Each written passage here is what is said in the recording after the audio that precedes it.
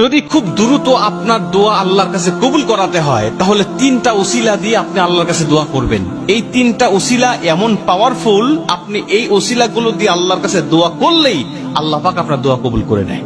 প্রথম নম্বর উসিলা হলো আল্লাহ পাক পবিত্র কোরআন সূরাতুল আরাফের মধ্যে বলেন, ওয়ালিল্লাহিল আসমাউল হুসনা ফাদউ বিহা। আমি আল্লাহ পাকের নামের উসিলা দিবে। আমি আল্লাহ পাকের অনেক কুদরতি নাম আছে, সিফতি নাম আছে, এই নামগুলোর উসিলা দিয়ে কেউ আল্লাহর কাছে আমার কাছে দোয়া করলে আমি আল্লাহ তার খালি হাত ফেরাই না, আমি আল্লাহ তার দোয়াটা কবুল করে নেই।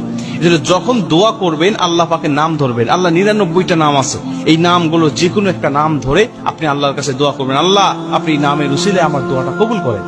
2 নম্বরে আপনি নেক কাজের উসিলা দিবেন। আপনি যত নেক কাজ করেছেন, দুনিয়াতে ভালো ভালো কাজ করেছেন, মানুষকে দেখানোর জন্য নয়, শুধু আল্লাহকে দেখানোর জন্য আপনি যেই কাজগুলো করেছেন, আল্লাহকে সন্তুষ্ট করার জন্য যেই ভালো আমল, নেক আমলগুলো করেছেন, ওই কাজের উসিলা আপনি দিবেন। বুখারী শরীফের মধ্যে একটা বর্ণনা আসছে, বনী ইসরায়েলের 3 জন যুবকের ঘটনাও আসছে, আপনারা অনেকে জানেন। 3 জন যুবক যখন রাস্তা দিয়ে হেঁটে আসতেছিলেন, প্রচন্ড ঝড় শুরু হয়ে গেল। তারা পাহাড়ের গুহায় আশ্রয় নিল এবং তাদের পাহাড়ের গুহায় বিশাল একটা পাথর এসে ওই পাহাড়ের মুখটাকে বন্ধ করে দিল।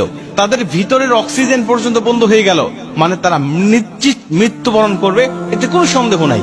তারা ভাবলেন, মারাই যখন যাব, এখানে মারা গেলে কেউ আমাদের জানাজা দিবে না, দাফন খাবে না, কাফন হবে না, নিশ্চিত কেউ জানবেই না যে আমরা 3 জন এখানে মরে পচে আছি, কেউ জানবে না।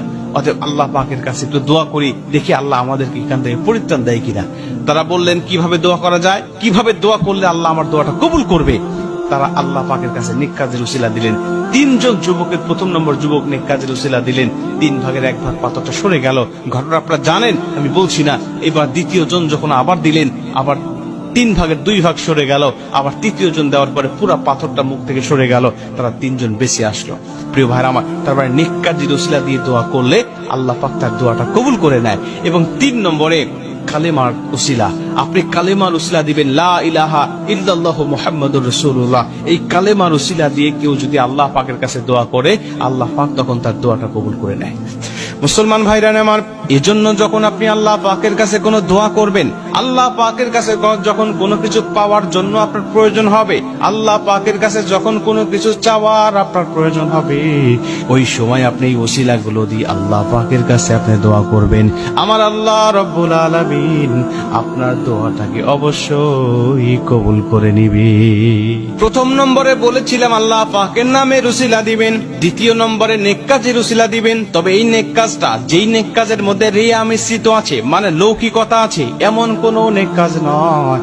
যেই নেক কাজটা শুধু আল্লাহকে সন্তুষ্ট করার জন্য আপনি করেছেন, যেই নেক কাজটা শুধু আল্লাহ পাকের কাছে, আল্লাহ পাকের খুশির জন্যই আপনি করেছেন, ওই নেক কাজের উসিলা দিয়ে আল্লাহ পাকের কাছে আপনি দোয়া করবেন।